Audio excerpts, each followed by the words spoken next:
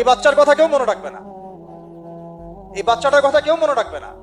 3 মাস পরে, 6 মাস পরে, 1 বছর পরে আরো নতুন ইস্যু আসবে, আরো নতুন পাপ হবে, আরো বড় বড় ঘটনা ঘটবে।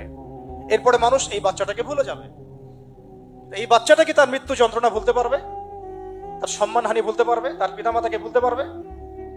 এখন প্রশ্ন হচ্ছে, তার পিতাকেও যদি আমরা জিজ্ঞাসা করি, ইসলামে রেপের শাস্তি হচ্ছে মৃত্যুদণ্ড, আর ব্যভিচারের শাস্তি হচ্ছে অর্ধেক কোমর পর্যন্ত পুঁতে পাথর নিক্ষেপ করে হত্যা করা, এবং বিবাহিত ব্যক্তি হলে এই শাস্তি, অবিবাহিত হলে 100 বেত্রাঘাত, 1 বছরের নির্বাসন এবং সমাজ থেকে বয়কট করা, আর ধর্ষণ হলে সরাসরি মৃত্যুদণ্ড।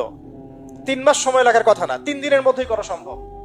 এটা শরিয়া আইন, এটা আল্লাহ রাব্বুল আলামিনের শরিয়া বিধান। এখন তারাও কি এটাতে রাজি হবেন? যারা শোক প্রকাশ করছেন তারা কি এই বিধানটা কার্যকর করতে রাজি হবেন? যে ধর্ষককে সবার সামনে প্রকাশ্যে মৃত্যুদণ্ড দেয়া হোক, শরিয়া আইন কার্যকর করা হোক? রাজি হবেন না।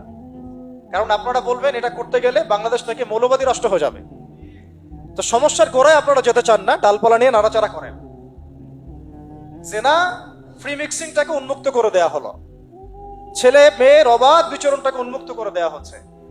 একটা চরম ক্ষুধার্ত মানুষদের সামনে যদি আপনি খাবারকে উন্মুক্ত করে রাখেন, এরপরে যদি কেউ জোর করে খাবার খেয়েও ফেলে, শুধু কি আপনি খাদকের দোষ দিবেন? পুরো সিস্টেমটাই দায়ী, পুরো সিস্টেমটাই দায়ী। এখানে আপনি নারী পুরুষকে অবাধ মেলামেশা দিয়েছেন, ফ্রি মিক্সিং এ দিয়েছেন, একদম ছোটবেলা থেকেই, স্কুল লাইফ থেকে, কলেজ লাইফ থেকে, ইউনিভার্সিটি লাইফ থেকে, জব সেকশনে, এমনকি রাজনীতি করতে গেলেও, কর্পোরেট সেকশনে, ব্যবসায়িক সেকশনে, অফিস আদালতে, সব জায়গায় ফ্রি মিক্সিং কে অবাধভাবে আপনি উন্মুক্ত করে দিয়েছেন, আমরা উন্মুক্ত করে দিয়েছি। এর উপরে ছড়িয়ে দিয়েছি পর্নোগ্রাফি। পর্নোগ্রাফি সবার ফোনে ফোনে। পর্নোগ্রাফি দেখতে থাকলে একটা মানুষ বাচ্চাকে না, কয়েকদিন পরে পশুর সাথেও জেনা করতে পারে। যদি সামনে দেখেন যে মানুষ পশুর সাথে জেনা করেছে, আপনারা অবাক হতে পারেন, আমি অবাক হব না। কারণ পর্নোগ্রাফি মানুষকে পশুর সাথেও জেনা করতে শেখাবে। বাচ্চা তো কিছুই না।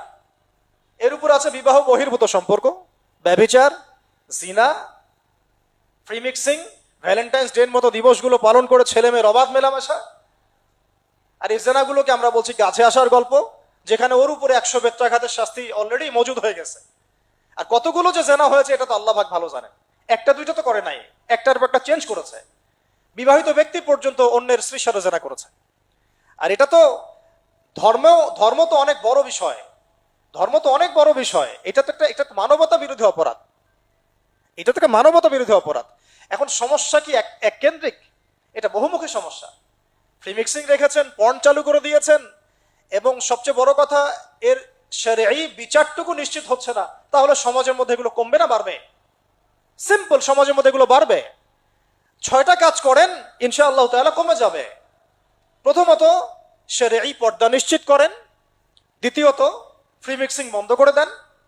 তৃতীয়ত, আপনারা জেনার শাস্তি চালু করেন। চতুর্থত, সমকামিতা বন্ধ করেন, সমকামিতা বন্ধ করেন, এলজিবিটি বন্ধ করেন। পঞ্চমত, ব্যভিচারের যে রজম শাস্তি চালু করেন, শরঈ বিধান চালু করেন, পর্ন সাইটগুলোকে বন্ধ করে দেন, এবং সমাজে তাকওয়া, নৈতিকতা শিক্ষাটাকে বাড়িয়ে দেন। দেখেন সমাজে জেনা কমে না বাড়ে। কিন্তু কেউ এই সমস্যার গোড়ায় যাবে না। একটা ইস্যু আসবে, একটা ইস্যু যাবে। আজকে আপনার বোন তো কালকে আমার বোন, কালকে অমুকের বোন, কালকে তার মেয়ে, নিজের ঘর পর্যন্ত চলে আসছে। আর কয়টা রিপোর্টই বা আমাদের সমাজের সামনে আসে? যে কয়েকটা রিপোর্ট সামনে এসেছে, এগুলো 50%ও না।